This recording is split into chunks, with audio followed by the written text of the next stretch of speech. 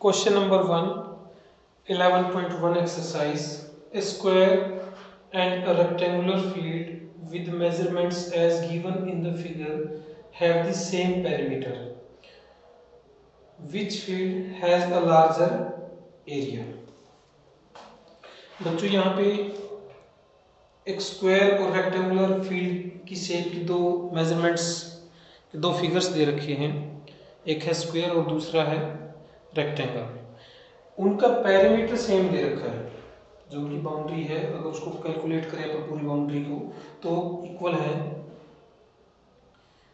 Which field has a larger area, कौन से field का जो एरिया है वो लार्ज ज़्यादा बड़ा होगा। तो उसके लिए तो हमें एरिया फाइंड करना पड़ेगा, तभी हम कंपैरिजन करेंगे कि किसका एरिया ज़्यादा है या किसका एरिया कम है। अब देखिए, जब हम स्क्वायर के एरिया की बात करते हैं बच्चों, स्क्वायर का एरिया होता है साइड मल्टीप्लाई बाय साइड। अब एक साइड यहाँ पे गिवन है स्क्वायर की 60 मीटर, तो ये भी 60, हर एक साइड कितनी हो जाएगी 60, तो साइड मल्टीप्लाई बाय साइड करके हम इजीली इसका एरिया फाइंड कर सकते हैं। उसके बाद जब बात करते हैं रेक्टेंगल की, रेक्टेंगल के एरिया का फॉर्मूला होता है बच्चों length multiply by breadth, length multiply by breadth.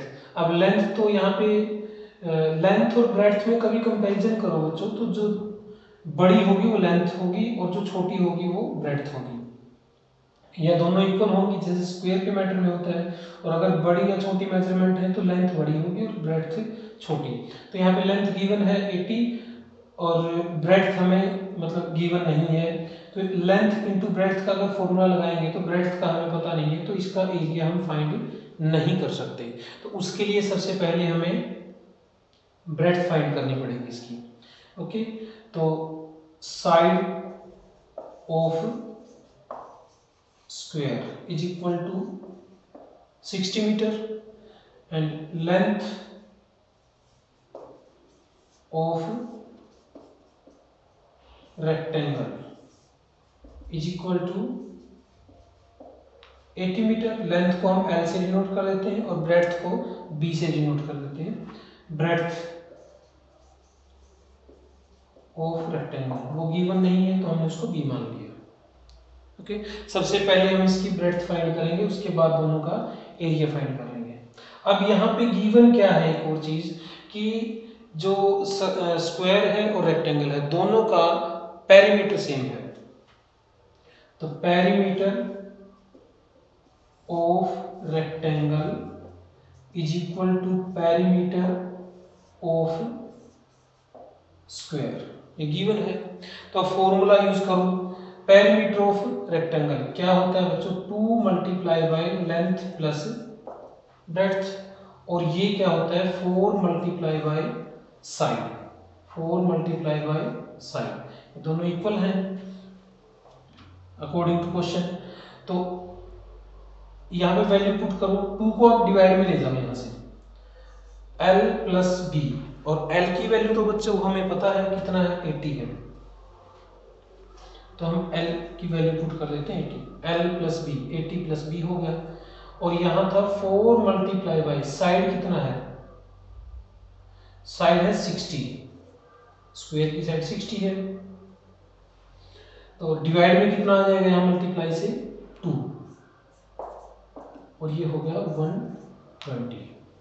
तो ब्रेड्थ ऑफ रेक्टेंगल 80 को हम माइनस में लेके जाएंगे, 120 minus 80 is equal to 40 metre.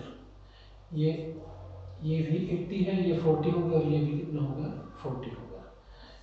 तो इस मतलब हमने ब्रेड्थ ऑफ रेक्टेंगल फाइंड कर ली। अब हम एरिया फाइंड कर सकते हैं इजीली दोनों का, उसी से हमें कंपैरिजन करना है हमने कि कौन सा ग्रेटर होगा और कौन सा स्मॉलर होगा।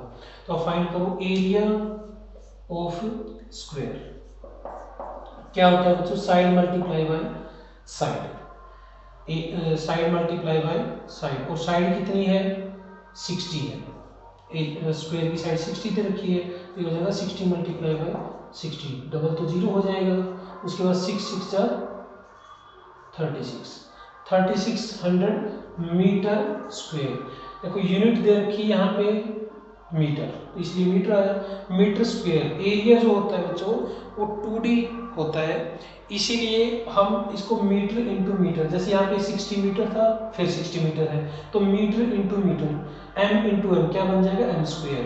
एरिया 2D होता है इसलिए यहाँ पे मीटर का या यूनिट का स्क्वायर किया जाता है। जब हम वॉल्यूम फाइंड करेंगे, वॉल्यूम 3D फिगर्स की होती है इसलिए वहाँ पे मीटर क्यूब या centimetre raise to the power 3 इस तरीके से आंसर में लिखना होगा। अब बात करते हैं एरिया ऑफ रेक्टेंगल, जो कि दूसरा फील्ड दे रखा है, वो होता है L multiply by B, length into breadth. Length कितनी है बच्चों 80 है और मल्टीप्लाई बाई ब्रेड्थ कितनी आई है 40, तो 00 यहाँ पे भी होगी, 4 8 जा 32 metre, 3200 metre square, 3200 metre square. अब आप कह सकते हैं कि किसका एरिया ग्रेटर है, this area of square, so area of square is greater. तो ये अपना आंसर है इस क्वेश्चन का, इजी क्वेश्चन है बिल्कुल। सबसे पहले आप ब्रेड्थ फाइंड करेंगे रेक्टेंगल की, बिकॉज जो एरिया निकालना है हमने स्क्वायर का उसके लिए तो सिर्फ साइड चाहिए होती है, वो जो गिवन है। एरिया ऑफ रेक्टेंगल फाइंड करने के लिए लेंथ और ब्रेड्थ दोनों की ज़रूरत है, बट यहाँ पे अकेली लेंथ दे रखी है तो हम सबसे पहले पैरामीटर्स का कंपैरिजन करके ब्रेड्थ ऑफ रेक्टेंगल फाइंड करेंगे, फिर उसके बाद एरिया ऑफ स्क्वायर फाइंड कर लिया, एरिया ऑफ रेक्टेंगल फाइंड कर लिया। अब वैल्यू बड़ी किसकी है 3600 जो कि एरिया ऑफ स्क्वायर है, तो एरिया ऑफ स्क्वायर ग्रेटर हो जाएगा।